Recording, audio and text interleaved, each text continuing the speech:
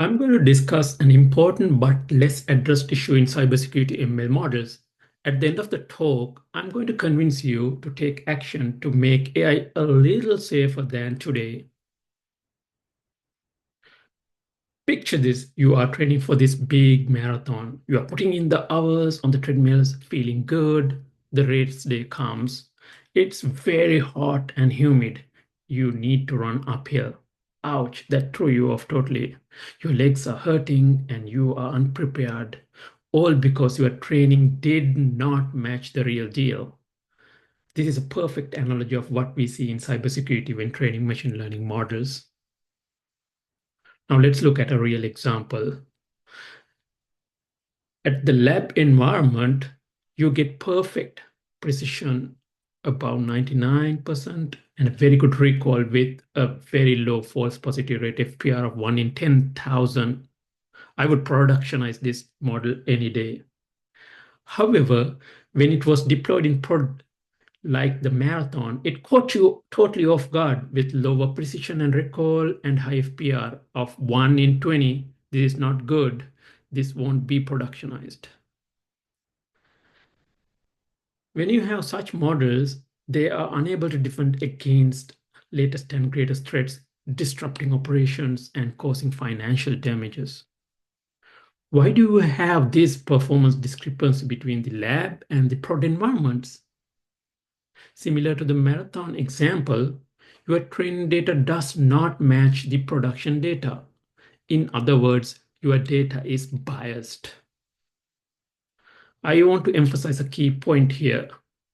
The quality of the model you build is predominantly decided by the data you use, not the algorithm, not the machine learning algorithm.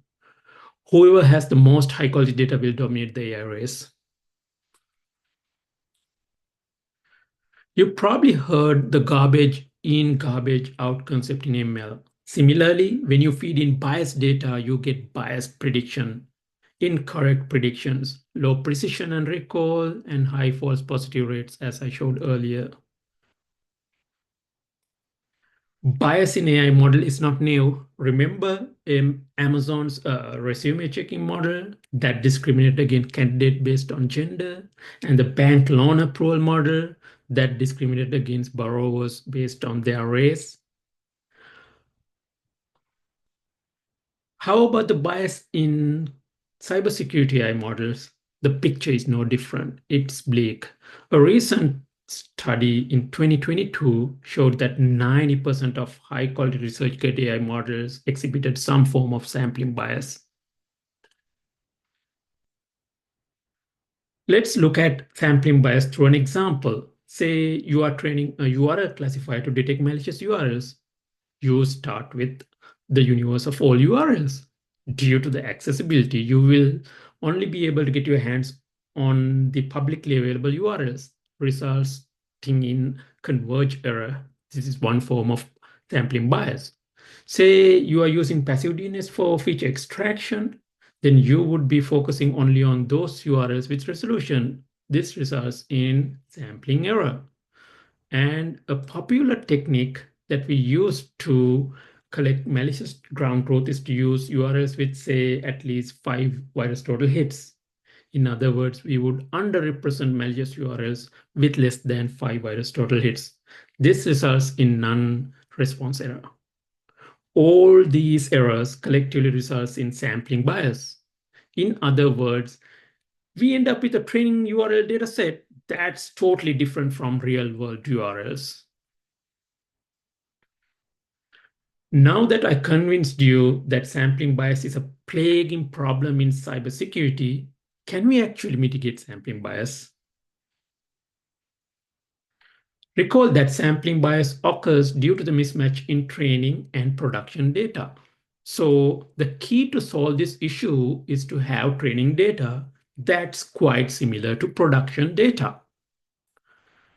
Fortunately, we in cybersecurity have lots and lots of data, tons of URLs, many binaries, billions of network traces, and so on.